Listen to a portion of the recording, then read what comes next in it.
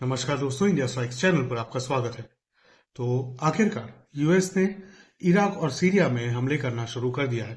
7 अक्टूबर के हमास हमले के बाद से यूएस और कोएलिशन फोर्सेस के कई सारे इराक, सीरिया और जॉर्डन में स्थित बेसिस पर रेगुलर बेसिस पर हमले हो रहे थे और उसकी जो संख्या बताई जा रही है वो तकरीबन 165 के करीब है।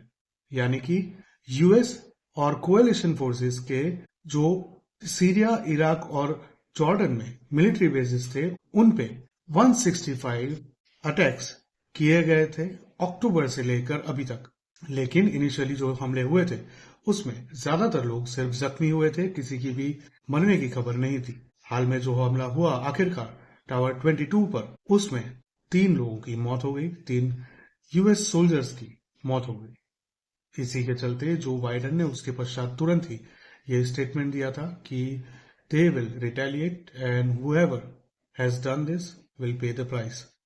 जिस किसी ने भी ये किया है उसको इसका हर्जाना भुगतना पड़ेगा। कुछ समय निकल गया उसके बाद और वो जो 3 सोल्जर्स मारे गए थे उस हमले में, उनकी लाश कल आखिरकार यूएस पहुंची और उसके पश्चात कल रात से ही इराक और सीरिया में यूएस ने एयर स्ट्राइक्स की और इसके चलते ये बताया जा रहा है कि तकरीबन 85 लोकेशंस को निशाना बनाया गया, जिसमें से ज्यादातर जो लोकेशंस थे वो आईआरजीसी कुड्स फोर्स के थे। और इस 85 टारगेट्स पर, इन 85 लोकेशंस पर जो हमले किए गए उसमें 125 एम्यूनिशंस यूज किए गए हैं। ये जो लोकेशंस थे उसमें जिस तरह से इंफॉर्मेशन आ रही है सेंटकॉम के पास से, यानी कि central command, US central command के पास से, उसके हिसाब से उनमें कुछ हाइड आउट्स थे, कुछ कमांड एंड कंट्रोल सेंटर्स थे, कुछ इंटेल सेंटर्स थे, कुछ यूएवी स्टोरेज यूनिट्स थे, कुछ आर्म्स एंड एम्यूनिशंस के स्टोरेज यूनिट्स थे और कुछ लोकेशंस ऐसे थे जो लॉजिस्टिक्स को, एम्यूनिशन को और यूएवी को एक जगह से दूसरी जगह ले जाने के लिए यूज में आते थे। तो उन सभी लोकेशन को मार्क करके प्रिसीजन एम्यूनिशन के थ्रू उनके ऊपर हमला बोला गया, स्ट्राइक्स की गई और उसमें यह बताया जा रहा है कि तकरीबन 13 प्रो इरानियन मिलिटेंट्स अभी तक मारे गए हैं।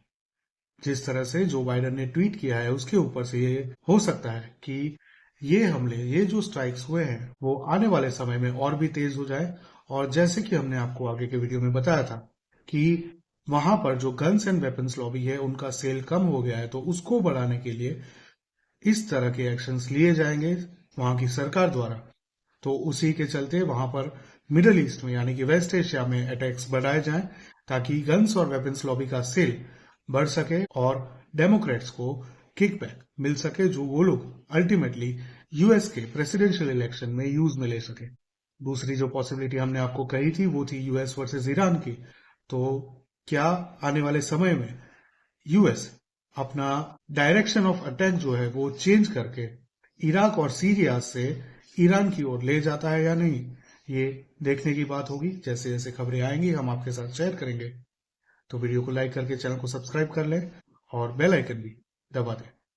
और अगर आप भारतीय संस्कृति से जुड़ी हुई बुक्स पढ़ना चाहते हैं लेकिन आपको पढ़ने का टाइम नहीं मिल रहा है, तो कुकू एफएम का एक खास प्रमोशनल ऑफर चल रहा है, जिसके अंतर्गत हम आपके साथ एक कोड डिस्क्रिप्शन में शेयर कर रहे हैं और साथ ही में एक लिंक भी शेयर कर रहे हैं। तो उस लिंक पर जाके उसको कुकू एफएम को डाउनलोड करें और अगर आपने ऑलरेडी कुकू एफएम डाउनलोड कर रखा है तो उस कोड का यूज करके एनुअल सब्सक्रिप्शन परचेस करें ताकि आपको 50% डिस्काउंट मिले और उस कुकू एफएम के जरिए आप हजारों बुक्स एक्सप्लोर कर सकते हैं, सुन सकते हैं जब भी आप ऑन द गो हो या कुछ काम कर रहे हो या रिलैक्स हो रहे हो, किसी भी समय।